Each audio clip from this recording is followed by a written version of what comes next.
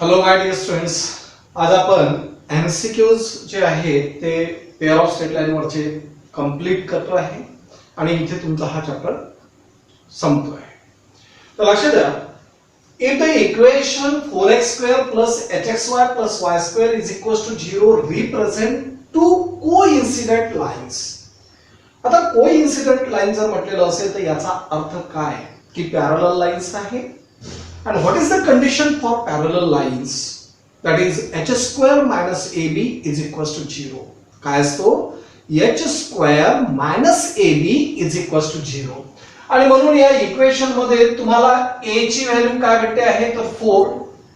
Twice h, capital A ची value 4 म्हणतो आहे. ट्वाइस h ची व्हॅल्यू झालेली आहे स्मॉल h आणि b ची व्हॅल्यू झालेली आहे 1.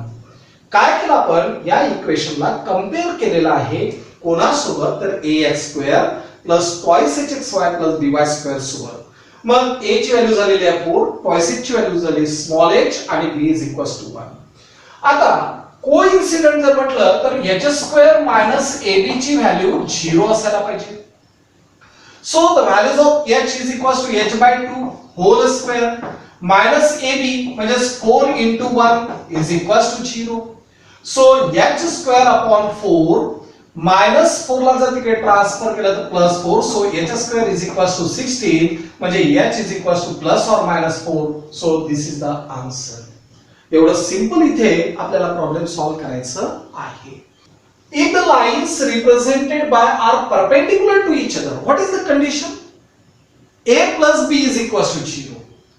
A plus b ची व्हॅल्यू जर 0 असेल तर त्याने रिप्रेझेंट केलेल्या दोन लाईन एकमेकाला परपेंडिक्युलर असतात.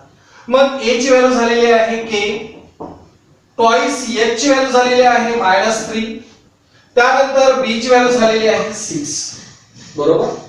आता a plus b ची व्हॅल्यू किती असायला पाहिजे 0, कारण परपेंडिक्युलर आहे म्हणजे condition of perpendicularity that is a plus b is equals to 0 असतो. So a plus b म्हणजे k plus 6 is equals to 0. So k is equals to -6. So which is the correct answer? B is the correct answer. Okay. त्यानंतर auxiliary equation of याचा आपल्याला auxiliary equation पाहिजे. तुम्हाला माहिती आहे auxiliary equation असते bm² plus twice hm plus a is equals to 0. This is the auxiliary equation. मग यामध्ये b ची व्हॅल्यू काय आहे -9. So m². त्यानंतर ट्वाइस ची व्हॅल्यू आहे 3 plus thrice m plus a ची व्हॅल्यू आहे 2 इज इक्वल्स टू 0. मग आता यामध्ये आपल्याला हे तर दोन ऑप्शन नाहीच.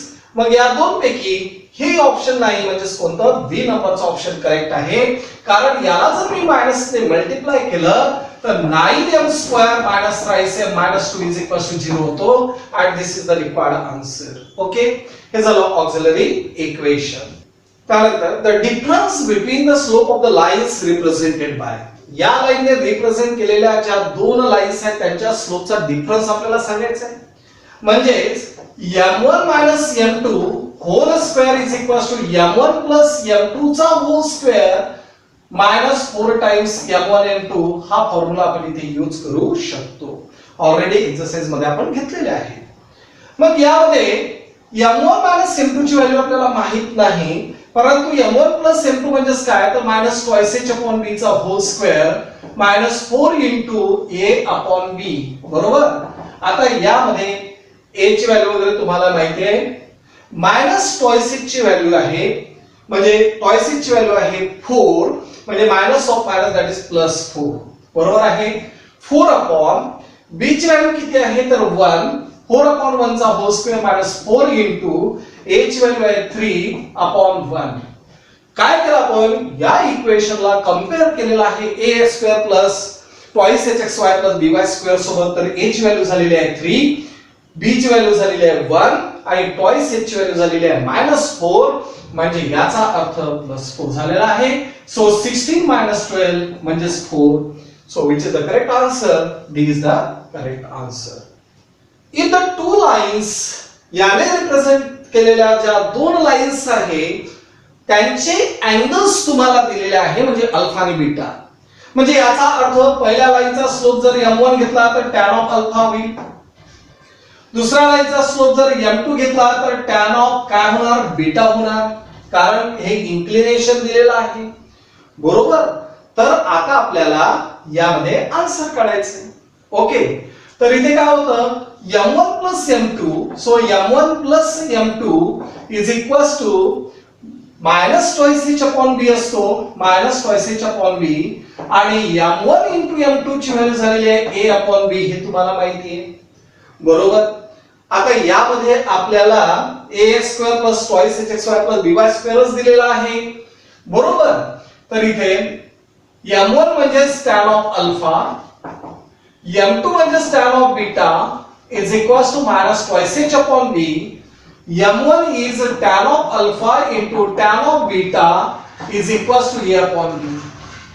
And now tan of alpha plus beta is equals to tan of alpha plus tan of beta upon 1 minus tan of alpha into tan of beta. हा फॉर्म्युला तुम्हाला माहिती आहे, tan of a plus b चा, that is tan of a plus tan of b upon 1 minus tan of a into tan of b. तर tan of alpha plus tan of beta म्हणजेच काय आलं minus twice h upon b, 1 minus tan of alpha into tan of beta म्हणजेच a upon b. यामध्ये minus twice h upon b आणि b जर LCM घेतलेला असेल तर b मायनस a झालेला आहे. So b get cancelled, minus twice h upon b minus a. परंतु या प्रत्येकामध्ये a मायनस b आहे, म्हणजे मायनस जर कॉमन काढला तर twice h upon a plus b होतो. So which is the correct answer, that is sorry इथे a मायनस b होतो. So which is the correct answer, d is the correct answer. Okay, problem अगदी सोपी आहे. If the slope of one of the two lines, याने represent केलेल्या ज्या दोन lines आहेत त्यांचा स्लोप कसा आहे, एका लाईनचा स्लोप हा दुसऱ्या लाईनच्या 2 टाइम्स आहे, तर आपल्याला AB is to h square ची व्हॅल्यू पाहिजे. अगदी सिंपल आहे. आपण या इक्वेशनला 1 upon a into x square plus 2 upon h किंवा 1 अपॉन h इंटू 2xy, त्यानंतर plus 1 upon b into y square is equals to 0. याला मी कंपेअर करतो ax square plus twice hxy सोबत plus by square is equals to 0 सोबत compare केलेला आहे. आता असं जर कंपेअर केलं तर काय होतं, a ची व्हॅल्यू 1/a, ट्वाइस h ची व्हॅल्यू काय झालेली आहे, ट्वाइस 2 आहे xy आहे, म्हणजे h ची व्हॅल्यू झालेली आहे 1 अपॉन h आणि b ची व्हॅल्यू झालेली आहे 1 अपॉन b बरोबर. तुम्हाला माहित आहे m1 आणि m2 जर आपण स्लोप घेतले तर काय होतं, m1 plus m2 is equals to minus twice h upon b असतो आणि m1 into m2 is equals to a upon b असतो. करेक्ट. आता मायनस ट्वाइस h इथे कॅपिटल H घेतो आहे, कॅपिटल B, कॅपिटल A आणि कॅपिटल B घेतलेला आहे. मायनस ट्वाइस h, आता h ची व्हॅल्यू 1 अपॉन h जर आहे तर minus 2 into 1 upon h divided by b ची व्हॅल्यू 1 अपॉन b, त्यानंतर a upon b, a is 1 upon a 1 upon b. Correct.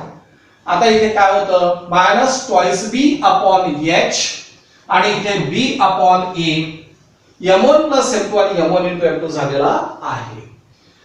आता यामध्ये कंडिशन काय दिलेली आहे की एका लाईनचा स्लोप हा दुसऱ्या लाईनच्या ट्वाइस आहे, म्हणजे m1 is equals to 2 times m2. m1 च्या जागेवरती जर मी 2 टाइम्स m2 ठेवला तर इथे 2 टाइम्स m2 प्लस m2 म्हणजे 3 टाइम्स m2 झालेला आहे, आणि ही 3 टाइम्स m2 म्हणजेच काय झालंय m2 is equals to minus twice b upon thrice h, ही झाली m2 ची व्हॅल्यू. करेक्ट. आता यामध्ये जर आपण पाहिलं तर m1 ची value 2 times m2 into m2 बरोबर आहे, म्हणजेच याचा अर्थ 2 टाइम्स m2 चा स्क्वेअर.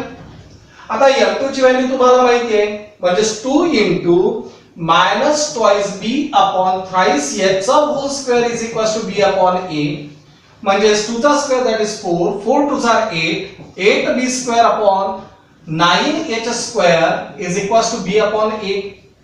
करेक्ट. आता आपल्याला यामध्ये हा एक b कॅन्सल झालेला आहे, म्हणजेच यामध्ये 8ab is equals to 9h square. ठीक. आता ab upon h square is equals to 9 upon 8 and so 9:8 is the answer. काहीच नाही. ऍक्च्युअली आपण ज्या कंडिशन्स देतोय तेच करतो आहे.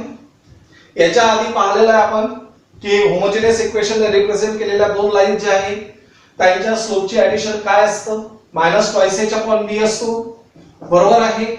आणि m1 * m2 म्हणजेच काय असतो, a अपॉन b. त्यामध्ये व्हॅल्यूज टाकल्या. कंडिशन आहे की एका लाईनचा स्लोप हा दुसऱ्या लाईनच्या 2 टाइम्स आहे. ती कंडिशन टाकली आणि आन्सर काढलेला आहे. त्यानंतर the joint equation of the lines through the origin and perpendicular to the lines. आता याने रिप्रेझेंट केलेल्या दोन लाईनचा स्लोप जर आपण m1 आणि m2 घेतलेला असेल तर रिक्वायर्ड लाईनचा स्लोप परपेंडिक्युलर आहे म्हणजेच -1 अपॉन m1 आणि दुसरं -1 अपॉन m2 झालेला आहे. क्लियर. आता m1 प्लस m2 ची व्हॅल्यू -2h अपॉन b असते.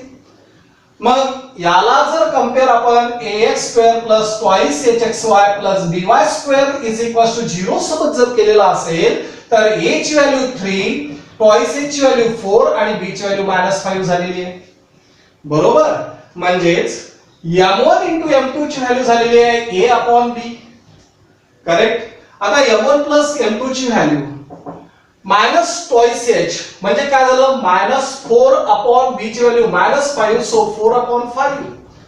त्यानंतर a अपॉन b म्हणजे काय झालं 3 अपॉन -5. 3 अपॉन -5. आता यामध्ये आपल्याला काय म्हटलेलं आहे, जॉइंट इक्वेशन कोणाचं, अशा दोन लाईनचं की ज्या याने रिप्रेझेंट केलेल्या लाईनला परपेंडिक्युलर आहे म्हणजे हा झाला slope. So y is equals to -1 upon m1x ही झाली पहिली लाईन आणि दुसरी लाईन झालेली आहे y is equals to 1 upon m2x. So m1y is equals to -x, m2y is equals to -x म्हणजे x plus m1y is equals to 0 आणि x minus m2y is equals to 0. यांचं combine equation म्हणजेच x plus m1y into x plus m2y is equals to 0. बरोबर. आता x into x म्हणजे x², x into m2 म्हणजेच m2xy plus m1xy plus m1 m2 into y² is equals to 0 झालेलं आहे. आता x² plus या दोघांमधून जर आपण xy कॉमन काढला तर m1 प्लस m2 झालेला आहे plus m1 into m2 into y² is equals to 0. आता m1 प्लस m2 ची व्हॅल्यू काय आहे तर तुम्हाला माहित आहे m1 प्लस m2 ची व्हॅल्यू आहे 4/5. So x² plus 4/5xy plus m1 into m2 ची व्हॅल्यू झालेली आहे -3/5 इंटू y². मल्टिप्लाइंग 4/5 ने जर मल्टिप्लाय केलं तर 5x² plus 4xy minus 3y² is equals to 0 and this much is the answer. So which is the correct answer? Yes, 3y². So first A is the correct answer. If the acute angle between the lines is pi/4 then 4h². ax² plus 2hxy plus by² आहेच. म्हणजे tan of theta चा formula म्हणजे tan of 45 चा formula pi/4 चा formula mod of 2 into root of h² minus ab upon a plus b झालेला आहे. tan of theta is equals to mod of 2 into root of h² minus ab upon a plus b. tan of 45 ची value 1 mod of 2 into root of h² minus ab upon a plus b झालेला आहे. Clear. Squaring on both the side, दोन्ही साइडचा आपण जर square केला तर 1 चा square झाला 1, याचा स्क्वेअर म्हणजे 4 into h² minus ab divided by a plus b चा होल स्क्वेअर. करेक्ट.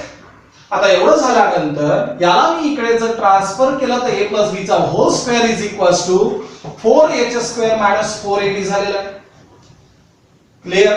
आता a square plus b square plus twice ab is equals to 4h square minus 4ab. हा 4ab जर इकडे ट्रान्सफर केला तर 4h square is equals to हा 4ab जर यामध्ये ऍड केला तर 6ab झालेला आहे. So a square plus b square plus 6ab झालेला आहे. आपल्याला कोणाची व्हॅल्यू पाहिजे 4h स्क्वेअर ची. So which is the correct answer a square plus b square plus 6ab म्हणजे this is the correct answer. The area of the triangle form by the lines. आता इथे जी लाइन्स तुम्हाला दिसते आहे x square plus 4xy plus y square is equals to 0 आणि दुसरी line आहे x minus y minus 4 is equals to 0. तर आता यामध्ये या पद्धतीची आपण लाइन काढलेली आहे that is x minus y minus 4 is equals to 0 आणि याने रिप्रेझेंट केलेल्या दोन लाइन्स असतील ज्या ओरिजिन मधून पास झालेल्या आहे. तर इथे जो ट्रायंगल तयार झालेला आहे हा triangle generally pair of straight line मध्ये तुम्हाला इक्विलॅटरल ट्रायंगलच दिला जातो. त्याच्यामुळे एमसीक्यूज मध्ये जरी त्यांनी इथे मेन्शन केलेलं नसेल तरी तुम्ही काय करायचे पहिले इक्विलॅटरल ट्रायंगल कन्सिडर करूनच चालायचं आहे. म्हणजे त्याला पहिले कोणता ट्रायंगल आहे याला प्रूव्ह करू नंतर मग त्या एरिया काढू असं करत बसू नका, वेळ वाया जातो. सरळ सरळ इथून OM परपेंडिक्युलर टाकला म्हणजे हाईट झालेली आहे. बरोबर आहे.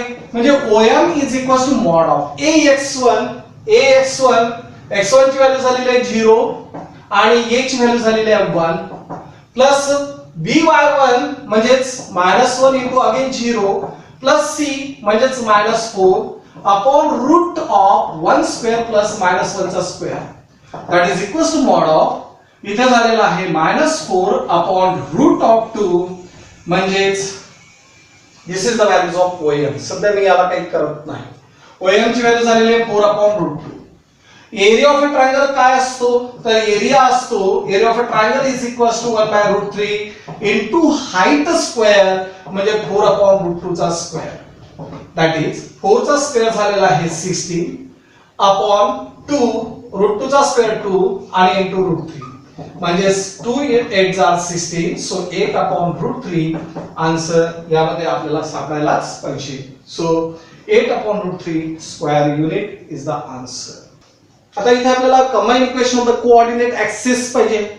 कोऑर्डिनेट ऍक्सिस म्हणजे x ऍक्सिस चे equation y is equal to 0 y axis चे equation x is equal to 0 या दोघांचं कंबाईन इक्वेशन पाहिजे म्हणजे दोघांचं multiplication xy is equal to 0.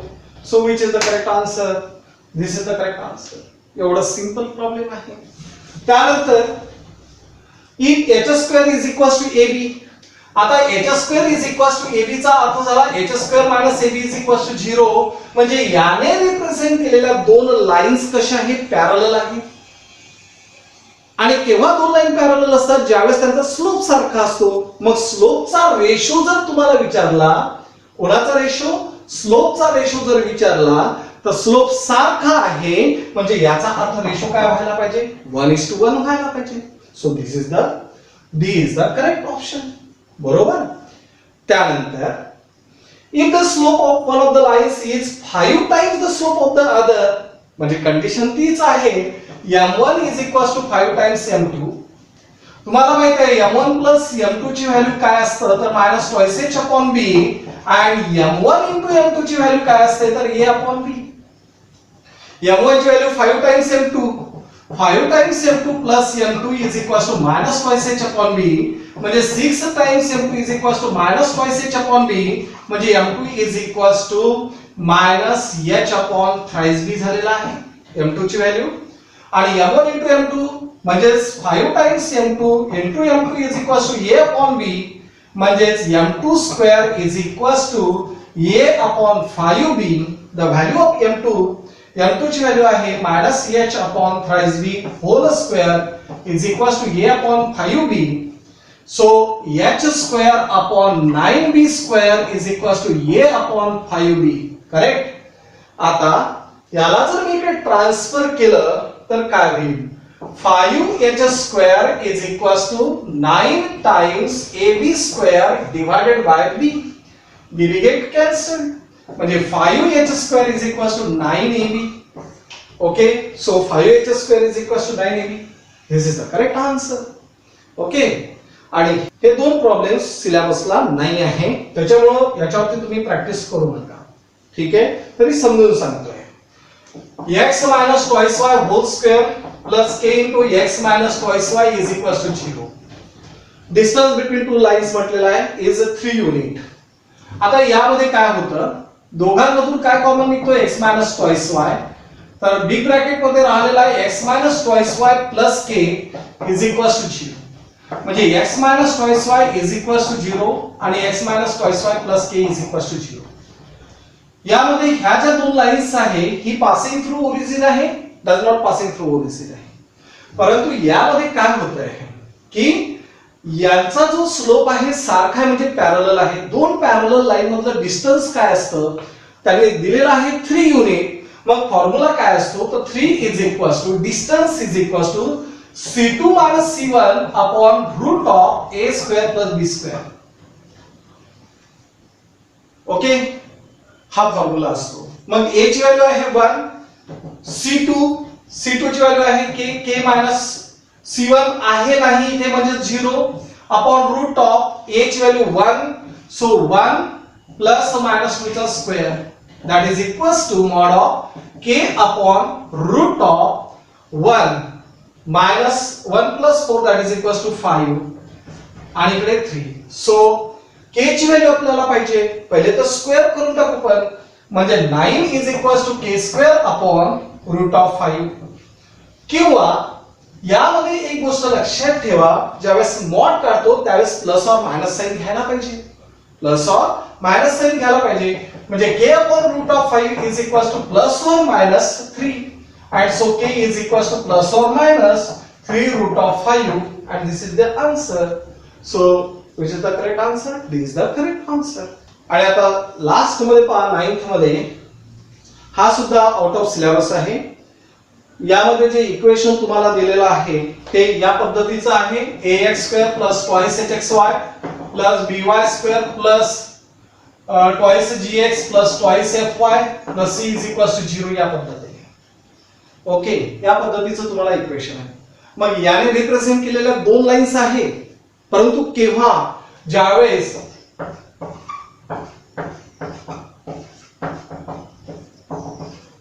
या डिटर्मिनंटची व्हॅल्यू 0 असेल त्यावेळेस तुम्हाला याने रिप्रेझेंट केलेल्या दोन स्ट्रेट लाईन राहतील. आता परपेंडिक्युलरचं म्हटलं आहे तर कंडिशन असेल a plus b is equals to 0. मग a ची व्हॅल्यू किती आहे तर 3, b ची व्हॅल्यू किती आहे तर q आणि इज इक्वल्स टू 0 म्हणजे q ची व्हॅल्यू झालेली आहे -3. q ची व्हॅल्यू झालेली आहे -3. q ची व्हॅल्यू -3 म्हणजे यामध्ये p आणि q ची व्हॅल्यू विचारली तर लक्षात घ्या इथे मला दुसरा आन्सर याच्यामध्ये व्हॅल्यूज टाकून काही काढण्याची गरज राहिलेली नाही, कारण सेकंड आन्सर जे आहे इथे -3 आहे, तर इथे हे आन्सर करेक्ट राहायलाच पाहिजे. ओके, कारण इथे p आणि q हा सेकंड मध्ये आलेला आहे, म्हणजे याचा अर्थ दुसरं जे आन्सर आहे ते q चं आहे आणि q चा आन्सर फक्त सेकंड ऑप्शन मध्येच करेक्ट आहे. म्हणजेच मी बाकीचं व्हॅल्यू यामध्ये पुट अप करून त्याचा आन्सर काढत बसणार नाही. So which is the correct answer B. तर या पद्धतीने तुमचा इथे pair of straight line complete झालेला आहे. त्याच्यानंतर लाईन आणि प्लेन कंप्लीट करू आणि त्याचसोबत मग एलपीपी, म्हणजेच तुमचा फर्स्ट पेपर हा टोटली कंप्लीट झालेला राहील.